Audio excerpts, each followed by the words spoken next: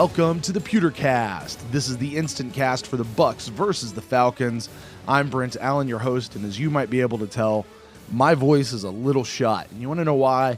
Because I was at this game, baby, and Bucs win, Bucs win, Bucs win, and my voice is shot. I was yelling and screaming almost the entire freaking game. And guys, I can't believe it. This is just, the last couple of hours have been so much fun. You know, normally an instant cast is going to come to you much quicker after the game, but I had to get home because I don't live in Atlanta. We had to get home, but I'm home now. I'm here in the studio, and Bucs win, baby. Bucs freaking win. I've had a little bit of time to think about this game, kind of collect my thoughts on it just a little bit. And here's what the instant cast is. This is a chance to come right after the game and just kind of say, hey, here are our thoughts coming right out of the game before we get to our main show, which will be coming up later in the week. And so here we go. Guys, here's the deal. I don't know. I really don't. I haven't done the research on this yet. We don't do research for Instant Cast. But I'm not sure when the last time was that the Bucs were actually up on the season for their win-loss record. And right now, we are 1-0, which means we're undefeated. We have played a game, and we are undefeated. And I don't know the last time we were on the positive side of the win-loss record. In fact, last year until we went 6-6, I don't really remember the last time we were tied on our win-loss record. The last time we got to 500, and here we are at 100 right now, which is freaking awesome.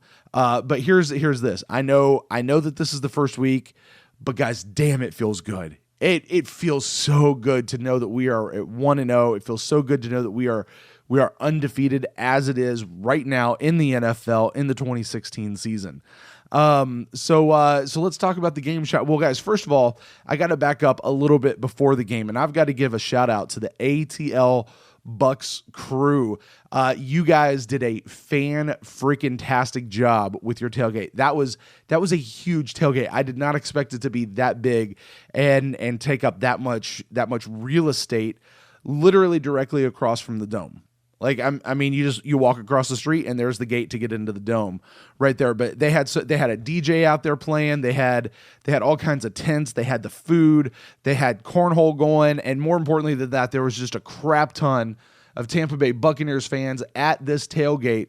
Just party. Guys, I made so many new friends. If you're listening to this right now and I met you there at the tailgate, welcome to the PewterCast community. I'm so glad to have gotten a chance to meet you, to shake your hand, and you guys you just made it a ton of fun. You really did.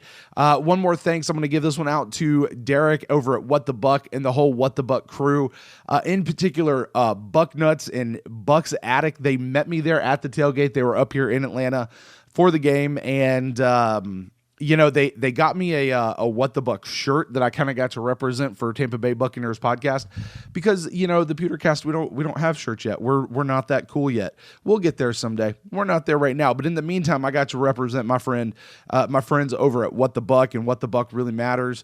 My wife kind of got in on the whole action. I got her this shirt for her birthday this last year that's got a Tampa Bay flag on it, and it says, "I married into this." It looks pretty sweet, but she got to wear that shirt today, and she actually got a lot of compliments from other women who were there at the tailgate too, kind of going, "Yeah, me too. That's my story." And so my wife, she got to be a little Miss Popular while we're out there. So, but hey, listen, you guys aren't here to listen to me talk about a tailgate. You want me to talk about a game. So, guys, let's get into talk about the game. First of all, let me say this: I was so shocked. Absolutely just blown away, shocked at how many Bucs fans there were at this game. Like, I kind of wish I had PewterCast cards that I could have been handing out because I'll tell you, when I went to the Carolina game last year, and this was, of course, before I was doing PewterCast, so I wouldn't have had it then anyway, but there was maybe like 10 Bucs fans that I saw. There was a very, very small handful of Bucs fans, but I was shocked at how many of us there were. Now, granted, we were sitting, behind the Bucs bench, and of course, most Bucs fans, that's where we're going to try to sit at an away game is behind the bench. But there was just so many of us. There were times when some big play would happen, and the cheers for the Bucs that would go up were just they were deafening. I mean, there was just so many, and I kind of looked around like, is these just around us, or is this around the whole stadium? And it was really around the whole stadium. And the only time that you could tell that it really probably wasn't that many people, because we were loud. Bucs fans were loud. Bucs fans, let me tell you what, you did a great job cheering on your team, cheering on your beloved Buccaneers fans, cheering on your beloved Buccaneers. Because let me tell you what, the only time that you could tell that that the Bucs fans were outnumbered was when the Atlanta fans got up and started cheering. Oh, that's where those guys are. Okay. All right. But the Bucs fans, man, you guys, me included, and my wife included, you guys can hear it in my voice. It's just shot. And I was so proud of our fans. So proud of our fans. I got to tell you, one of the things too is it was a little hard because so many Bucs fans are wearing red, and one of Atlanta's main colors is red. And it was hard to tell, like, who I should be high-fiving and who I needed to boo.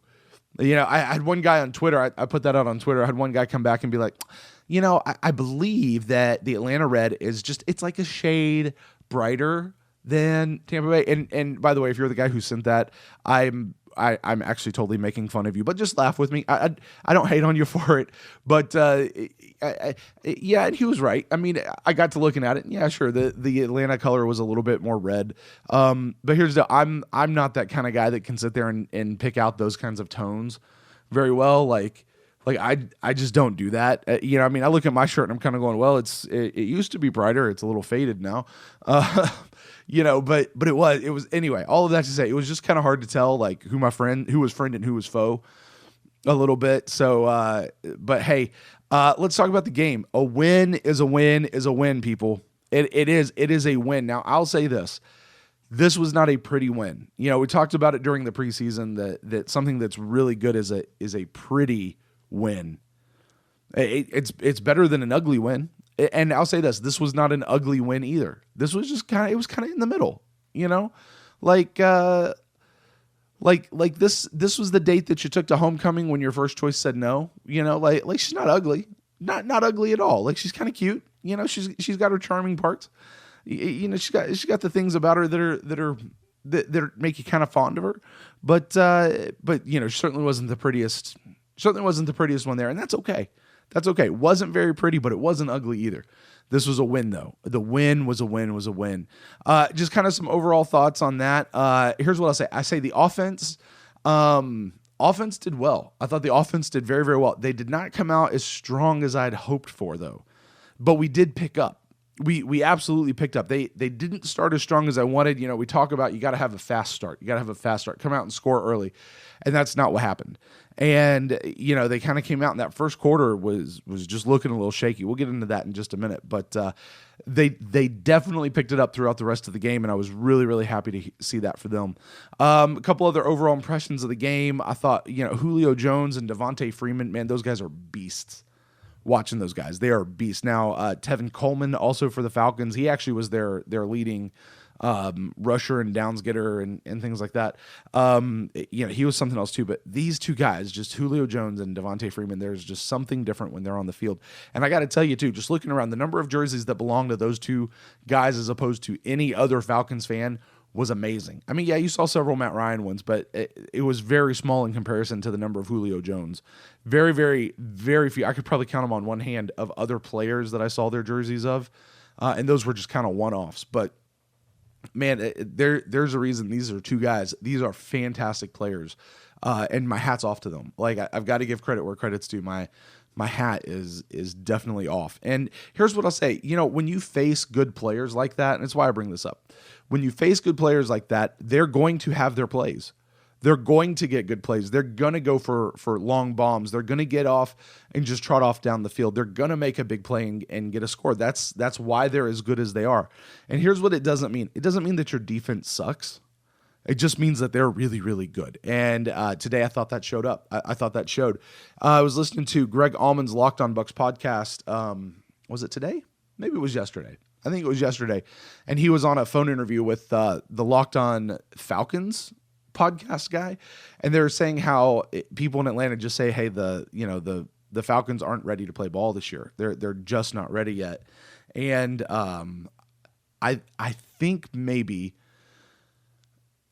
they're a little bit more ready than the media guys thought, although they didn't come out with a win. But I thought, I don't know. These guys did great. But my whole point for saying that is not to praise them, although I want to give credit where credit's due. My point of that is that does not mean that your defense sucks. It just means that they're really, really good. That's what I'm saying. Now, speaking of defense, I thought our defense showed up really strong today. They got stops when we needed stops, which was just huge. They had a great red zone defense, I thought. I thought Gerald McCoy, he especially looked like he just kind of had a new zeal and a new attitude, and something's different about him this year. There's just something's gotten dialed up in him, and maybe the tumblers have finally all fallen into place on our $100 million defensive tackle there. So, loved watching that. Now, I'll say this, both defense and offense, they both have some work to do. They were not perfect in this game. They by no means were they perfect, but they did look pretty good. They really, really looked pretty good. I thought special teams, they just nailed their jobs, which was awesome to see. So why don't we break down each side of the ball real quick, and then we'll get out of here. On the offense, we can't get out of there without talking about Jameis. So you just might as well start talking about Jameis. And here's the thing, Jameis did not start as strong as I would have liked. I talked about this just a second ago. And here's what I was thinking on the way home. I had about a 2.5 hour ride home. I was going, maybe that's just Jameis. Maybe that's just how he thrives. Maybe he thrives under adversity. He just kind of comes out in that first quarter, is going to be kind of cool. He's going to settle in, and it just takes him that first quarter.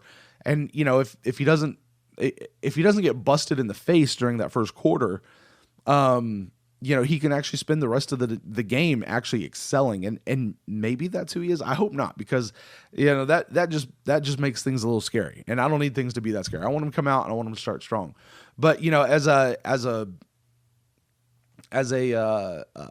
just a proof of this, somebody tweeted out earlier that Jameis was 3 for 17 for 15 yards in the first quarter. That is not good, guys. He went 7. He was 3 for 7 for 15 yards in the first quarter. Now, the rest of the game, he was 20 for 27 with 266 yards with 4 touchdowns. Now, yeah, sure, he had an interception in there, but 20 for 27 is a whole lot better than 3 for 7 when you're looking at the entire. You can break those out. You can break those numbers down. But the 15 yards versus the 266, woo. The 266 will help you win games. 15, not so much. But something about Jameis too that I noticed, and I'm just going to point this out. From where I was sitting, I had a different viewpoint. I was in row like 33 or something like that, right behind the Bucs bench. Right behind. I was like on the 40-yard line, and so I got a chance to watch the bench quite a bit. And I'll tell you this: every time I looked on the sideline while the defense was on the field, Jameis was not sitting back on a bench. He wasn't there doing other things. He wasn't watching the Microsoft Surface Pros or whatever it is that they're using. Microsoft, you got to send me some money for saying that name. He wasn't doing that. He was way up on the sideline watching what the defense is doing, cheering them on, and being the leader. I thought that was really great to watch that happen. Also, as far as the offense goes, the running game was just hard to get established. We didn't get a whole lot of production out of our running game today at all, which I hate. I hate, especially for Doug Martin, because I have him in all 3 of my fantasy leagues, and he didn't help me out that much today, Doug. Oh, man. You really didn't. But, hey, buddy, it was just a hard day. It was a hard day to get the running established. I did think it was neat to see Adam Humphries. He got a running play. It was like this little... if I remember the play right, I've not looked back at it yet, but it was this, he kind of pulled out and ran around behind Jameis, and Jameis sort of handed it off to Adam Humphries, and I think he wound up getting like 6 or 7 yards on the play. So I thought that was awesome, but our running game just never really seemed to get established in this game, and I'm going to look for that over the course of the season, hopefully really just over the course of the next couple of games to really get going. Because as much as this is turning into a passing league in the NFL, you still got to be able to run the ball. So there's that. Now, speaking of passing, let's go that. The passing game, guys, I thought we shone. We shined? Shone. I thought we shone today through the passing game. Mike Evans and ASJ proved to be deep ball threats. Jameis can throw them. He can loft them out there, and he can put them into the right spot for the receivers to catch them. They just got to get there and catch them. And he had a few misfires, but that's okay because you know what? When it counted, he got them in there. He had 4 passing touchdowns today, Jameis did. And each one of them went to somebody else. So Jameis and Mike Evans, they talked about earlier this year that they were going to be the best wide receiver quarterback combo in the league. And if we combine that with Martin and Sims being the best 1-2 punch at the running back spot, guys, this is going to be a great offense. And Jameis even said it. I don't know. I did get to watch the post-game interview. It wasn't really an interview. It was them in the locker room where they gave Coach Cutter the ball because that's what you do. Coach gets his first win. He gets the game ball. And, Jameis was talking about, Cutter came in here to make us a great offense. And that's what he did. So now in the middle of all that, you have the passing game, which was great. You have the running game, which really never got established. And so you can't go there without talking about the offensive line. I loved seeing that Holly was confirmed as the starter, which is great because that saves my microphones and the windows in my house. Loved seeing that he still had his beard because I think that beard just has magical properties, much like Samson's hair. I did notice that Holly seemed a little chippy today. Like he just seemed a little chippy, and there was a couple of weird penalties in there, small ones you don't want to have happen. But I thought honestly it was a little understandable given the fact that this is his old team. This is a team that cut him, and now he's out there. He's doing his thing, and he's balling out, and he won a starting job 2 years in a row. So I love that.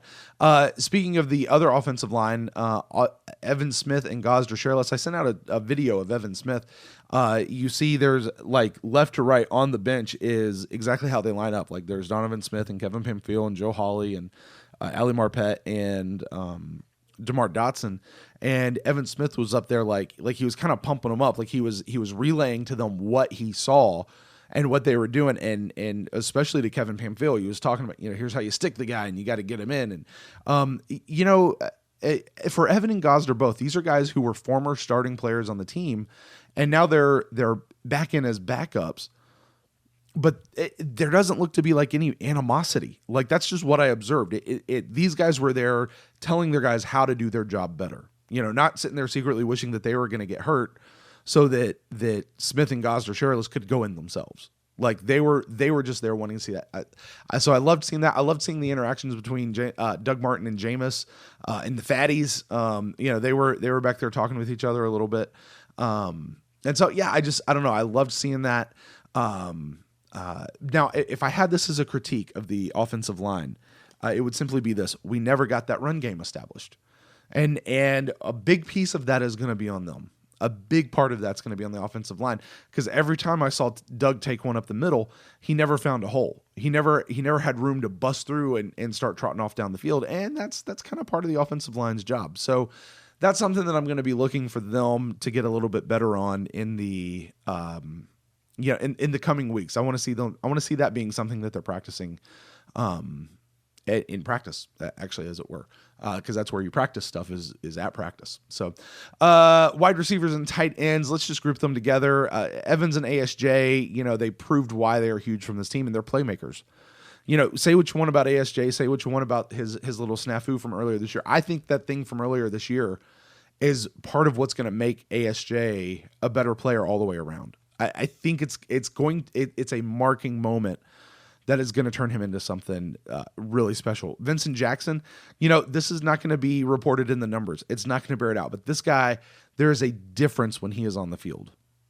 And I think if you probably look at his numbers, he maybe had 2 or 3 catches, probably for, 20 yards or so total, maybe. Maybe. I don't know. I've not looked at him yet. But there's just something different when VJax is on the field. And people can say what they want about his age and, he gets hurt, and you say what you want. There's just something different about it. And I love having him on the field. And as long as we can keep him, I'm all for it. I was glad to see Brandon Myers get a touchdown.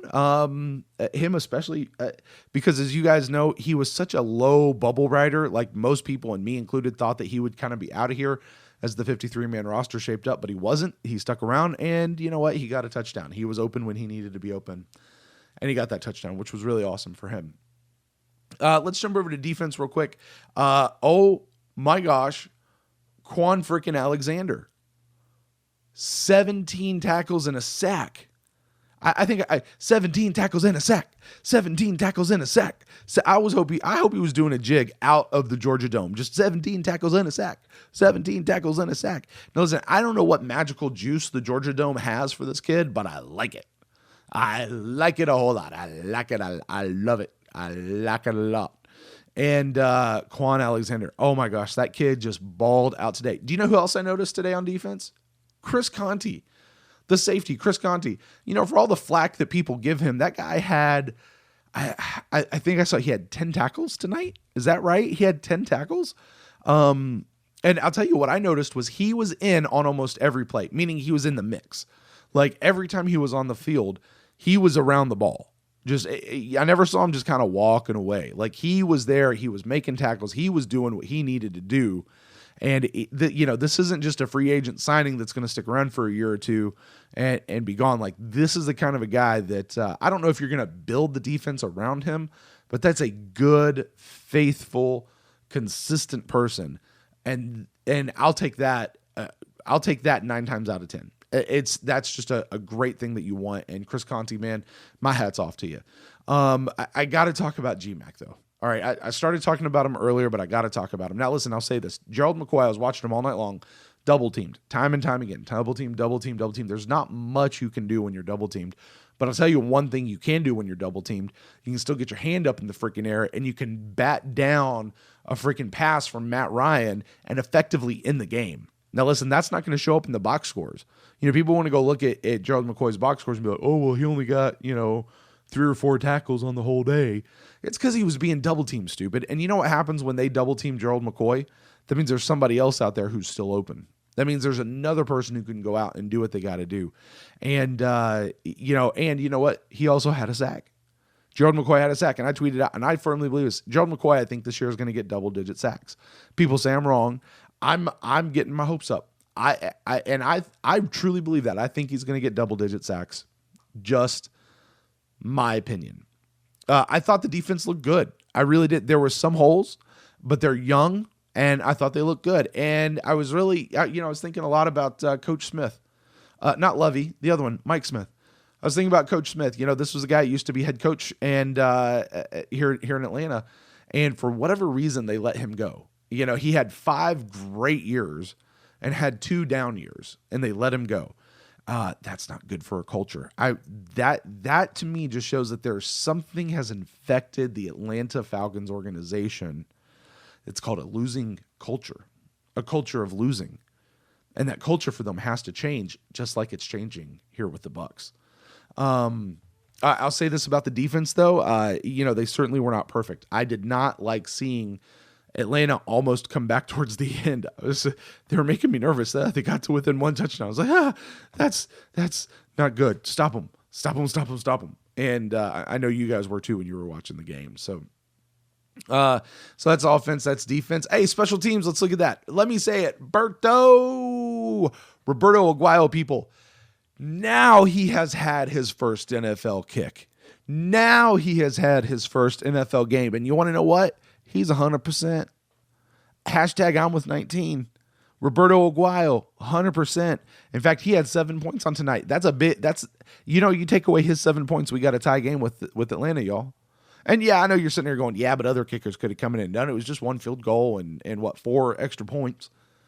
Yeah, other kickers could have come in and done it. But you know what? We drafted Roberto Aguayo for his accuracy so that he would make them. Not so that he might, not so that he probably could, but so that he would. And you know what? He did.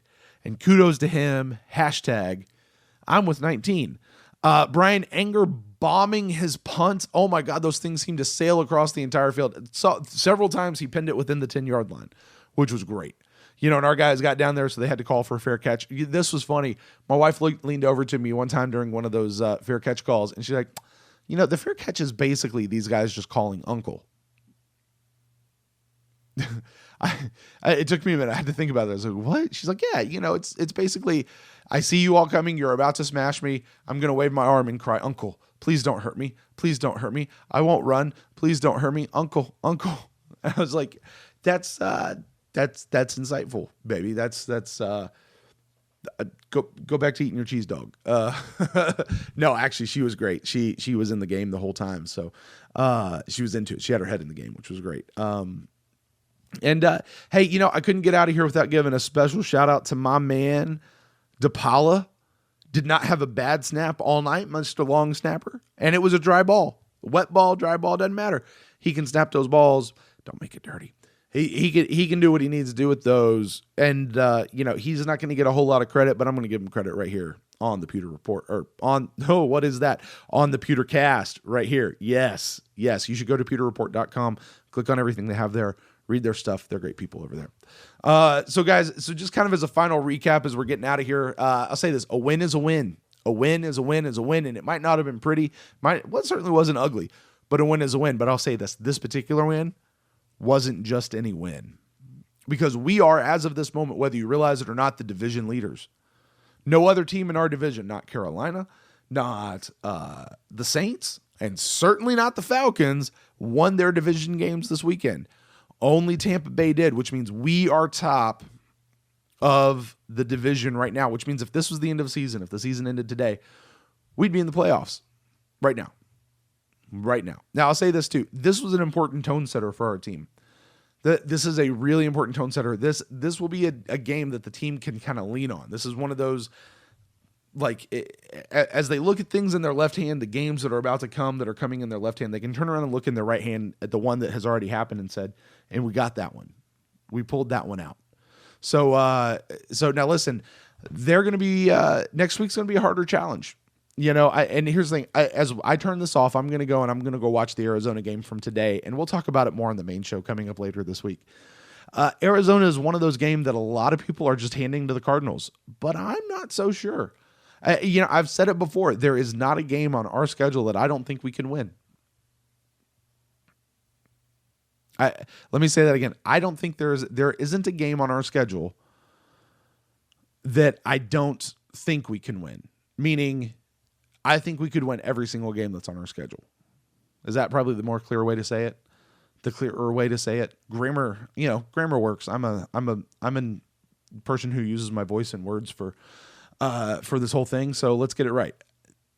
I think we can win every single game on our schedule, including the Arizona Cardinals game coming up next week in Arizona. I don't care. I think they can do it. So I'm gonna go check out the Arizona game. I'm gonna kind of take some notes and see what I can see and see what I can learn about them. And I tell you what, it's time for Jason Light to get home and jump in that pool, baby. Time to ruin another suit. And I've got one question, Jason Light, if you're listening to this, because I know you are. I know you listen to you're a faithful listener of the Pewtercast every single week.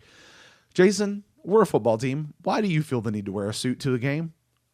Why? I don't get it. Dude, you're a big dude. You don't need to wear a suit. Wear team gear. You're the GM. You should be the biggest fan of us all. Who cares what the other GMs do? You're our GM. Wear some team gear. You know what I'm saying? And then use those to go jump in the pool with too. Save those suits. But for right now, tonight, you got to go jump in the pool with that blue suit you were wearing, man. You got to wash out some of that Gatorade that I know splashed on you when they soaked Coach Cutter. Well, guys, that's going to wrap it up for the very first Instant Cast of the 2016 season. Be sure to be on the lookout for our main show, which is coming up later this week. And in the meantime, guys, you can drop me a line. Let me know what you thought of the game. You can shoot me an email over at thepewtercast@gmail.com. You can hit me up on Twitter @thepewtercast or over at facebook.com/thepewtercast.